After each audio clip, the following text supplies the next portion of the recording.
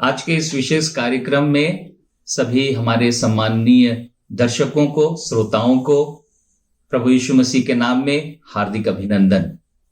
प्रियो, मैं जब प्राथमिक कक्षा में पढ़ता था, एक गांव से मैं आता हूं, वहां पर हमारे स्वतंत्रता संग्राम सेनानियों के चित्र जो हैं, फोटोज, वो टांगे जाते थे स्कूल में, और उनके नीचे में उनके जो वाक्य रहते हैं, जो कोटेशन रहते हैं, नारा रहता है, उसको भी लिखा जाता था।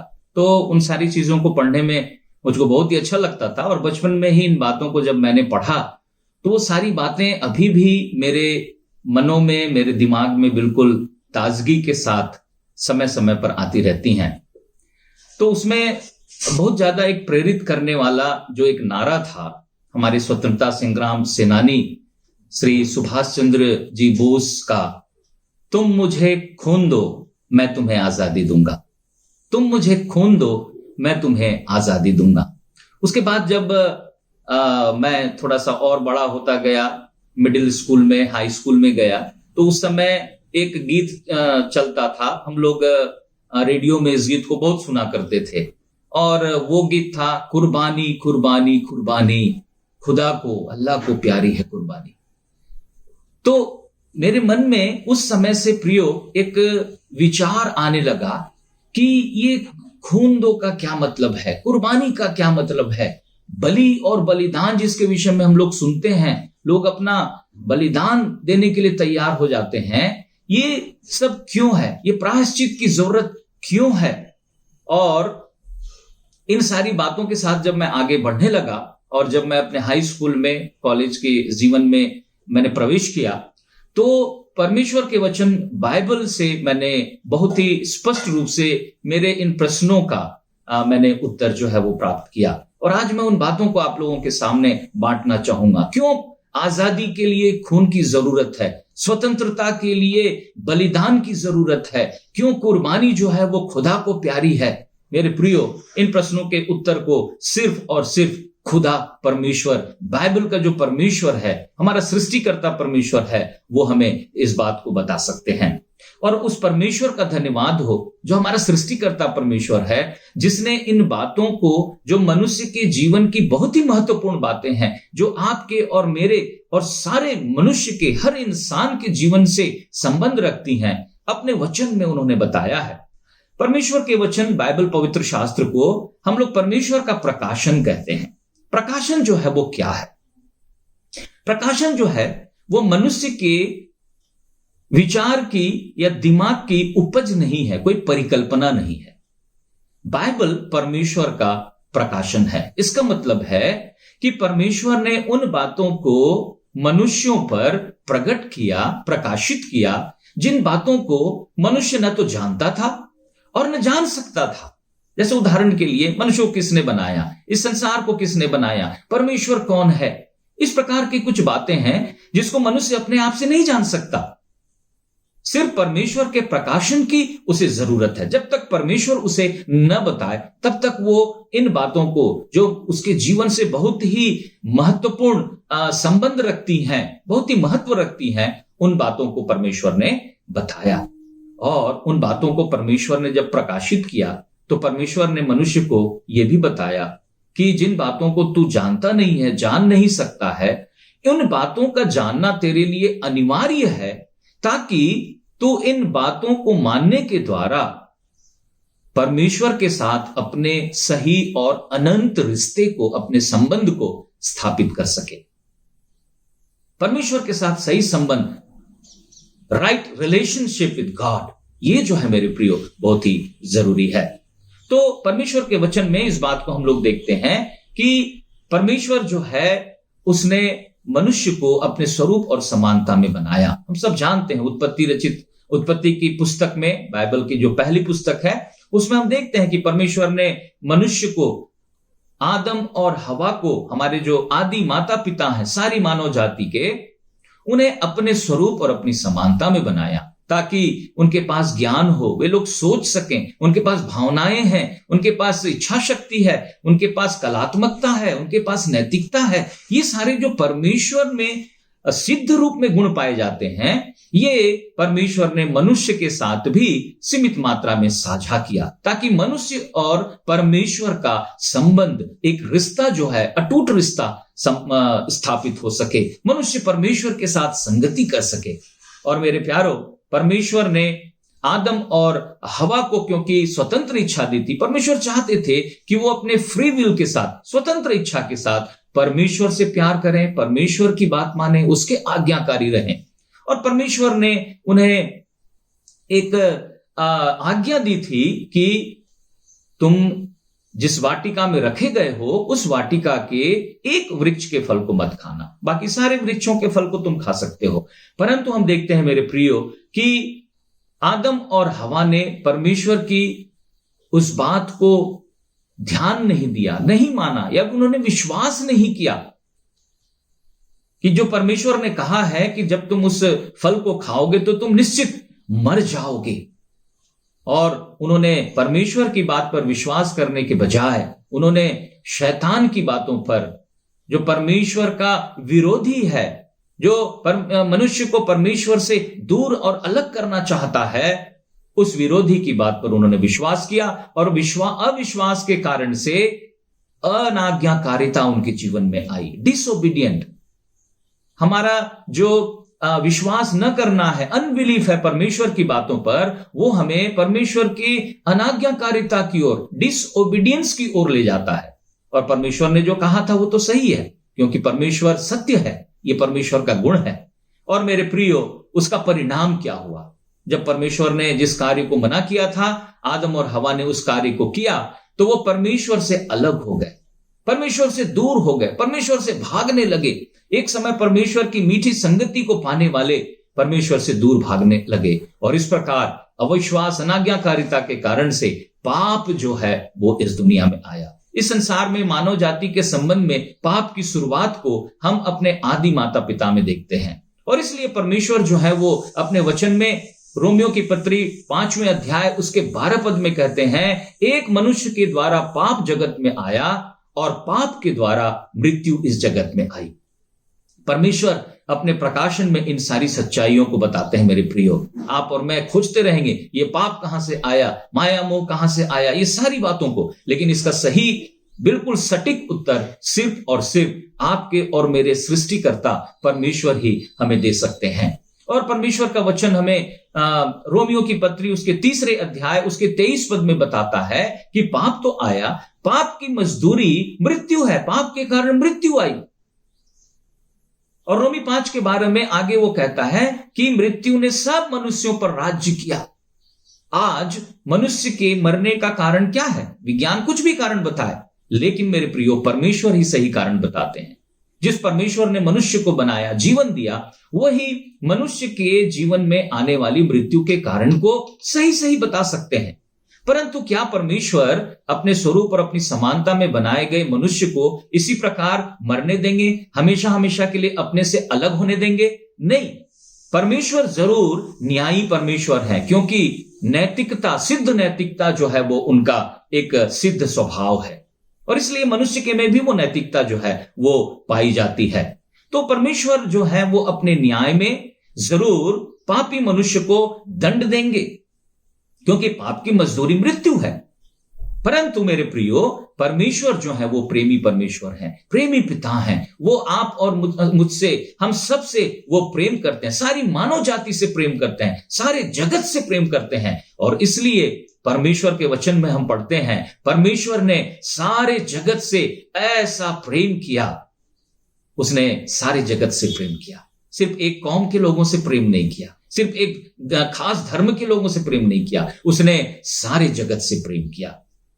God so love the world, बहुत ज्यादा उसने सारे संसार से प्रेम किया। और इसलिए अपने प्रेम के कारण से उसने मनुष्य को बचाने का जो उपाय किया था, उसे भी अपने प्रकाशन के द्वारा उसने मनुष्य को प्रकट किया। उस प्रकाशन में क्या था मेरे प्रियो? आदम और हवा जब पाप में गिर गए और परमेश्वर की संगति से छिपने लगे, भागने लगे, तो उन्होंने अपने आप को परमेश्वर से बचाने के लिए, छिपने के लिए अंजीर के पत्तों को तोड़कर उन्होंने अपने लिए वस्त्र बनाए।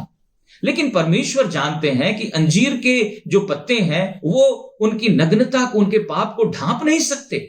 और इसलिए परमेश्वर ने उनके लिए, परमेश्वर का वचन उत्पत्ति उसके 3 अध्याय में बताता है कि परमेश्वर ने उनके लिए एक उपाय किया।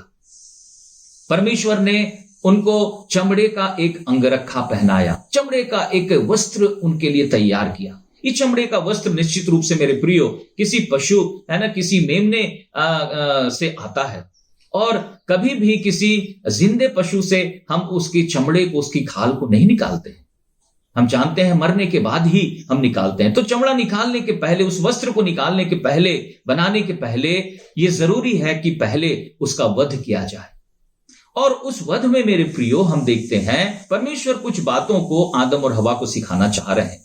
पहली बात तो यह है कि उनकी बातों पर अविश्वास अनाज्ञाकारिता की ओर ले जाता है, और यही जो है वो पाप है। परमेश्वर की बातों पर विश्वास न करना वो पाप है। परमेश्वर ने जिस अवस्था में मनुष्य को रखा है, मनुष्य की परमेश्वर की महिमा की अवस्था में, वहां से मनुष्य का गिर जाना ये जो है वो पाप है। निशाने से चूक जाना यह जो है पाप है। मेरे प्रियो, परमेश्वर चाहते हैं कि मनुष्य को इस बात को बताएं कि परमेश्वर ने उसके लिए फिर से उस महिमा की अवस्था को पाने के लिए, फिर से परमेश्वर की उस अनंत संगति को प्राप्त करने के लिए क्या किया। जब उसने एक पशु का बलिदान किया तो वो आदम और हवा को यह सिखाना चाह रहे थे, मानव जाति को यह सिखाना चाह रहे थे कि यदि किसी ने पाप किया है तो पाप की मजदूरी मृत्यु है, उसे मरना जरूरी है। परंतु यदि उसको बचना है, उसका बचाया जाना है, तो उसके जगह पे किसी न किसी का मरना जरूरी है। ये एक बहुत ही महत्वपूर्ण मेरे प्रियो एक सिद्धांत हम परमेश्वर के वचन में उसके प्रकाशन के रूप में देखते हैं। और इसलिए बाइबल में इब्रानियों की पत्री में हम पढ़ते हैं कि बिना लहू बहाए, बिना बलिदान के पापों की क्षमा नहीं है। और इसलिए मेरे प्रियो, हम संसार के प्राय सभी जो धर्म है, मुख्य धर्म है, वहां पर हम बलिदान के इस विचार को, इस कॉन्सेप्ट को, और न सिर्फ कॉन्सेप्ट परंतु इसके व्यवहार को, रीति रिवाजों को भी हम देखते हैं। मनुष्य के मन में ये बलिदान की जो बातें हैं वो इसलिए आई हैं क्योंकि ये परमेश्वर का मनुष्य के लिए प्रकाशन है। और परमेश्वर ने एक बलिदान किया जिसको हम सब्स्टिट्यूशनरी डेथ कहते हैं, स्थानापन्न या प्रतिस्थानक मृत्यु कहते हैं।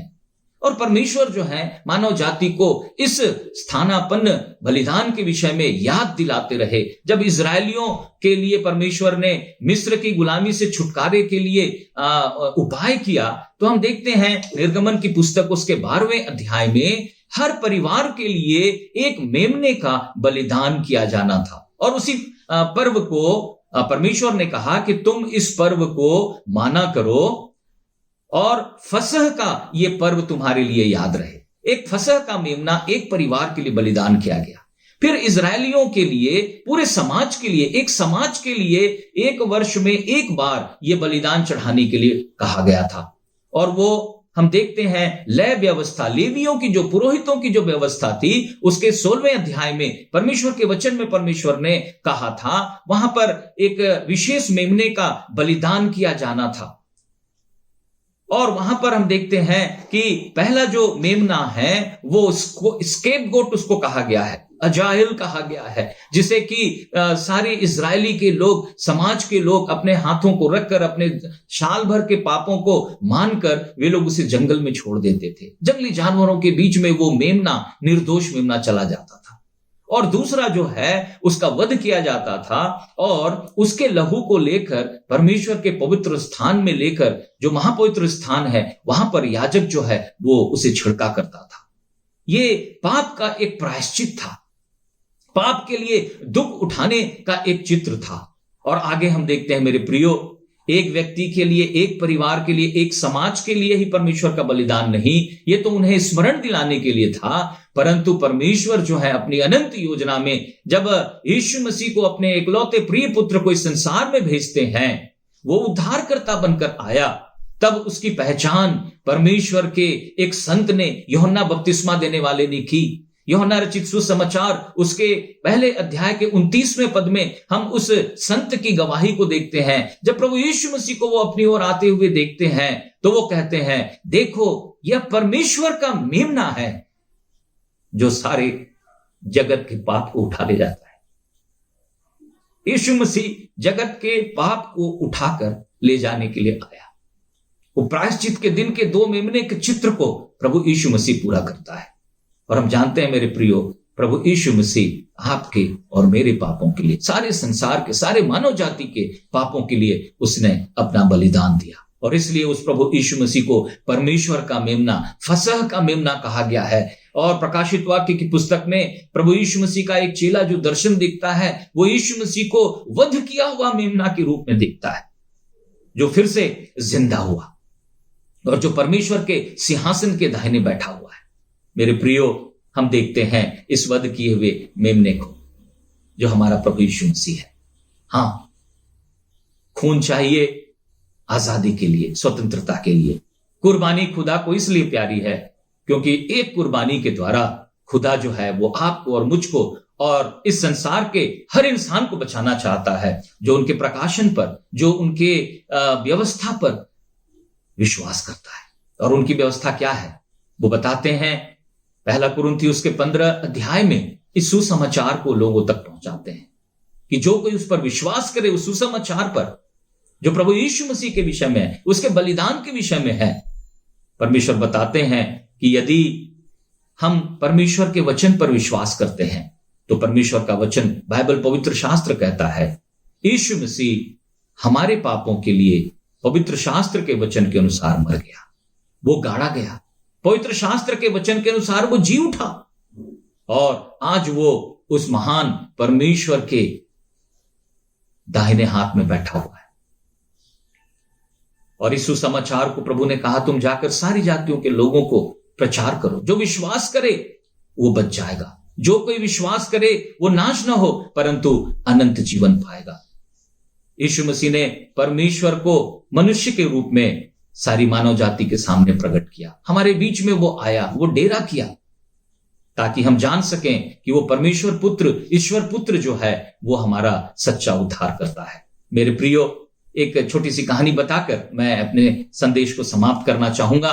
ये मालवा के उस राज्य की एक कहानी है जहां पर कि एक बहुत ही अमीर जमींदार था और उस अमीर जमींदार के घर में कई दिनों से कोई संतान नहीं था और काफी प्रार्थना की गई और वहां पर परमेश्वर ने उस अमीर जमींदार के यहाँ एक बालक दिया। ये बालक धीरे धीरे बढ़ता गया और उसके बाद एक दिन वो बालक अचानक से बीमार होता है। उसके पीछे जमींदार ने बहुत खर्च किया लेकिन उस बच्चे को वो नहीं बचा पाया। और क्या हुआ कि इसी सदमे में वो जमींदार और उसकी पत्नी भी धीरे धीरे कुछ वर्षों के उपरांत इस दुनिया को छोड़कर चले गए। और उनका बहुत बड़ा एक घर था, महल जैसा घर था, जमीन जायदाद थी, बहुत सारी चीजें थी, धन संपत्ति थी, क्योंकि वो बहुत अमीर था।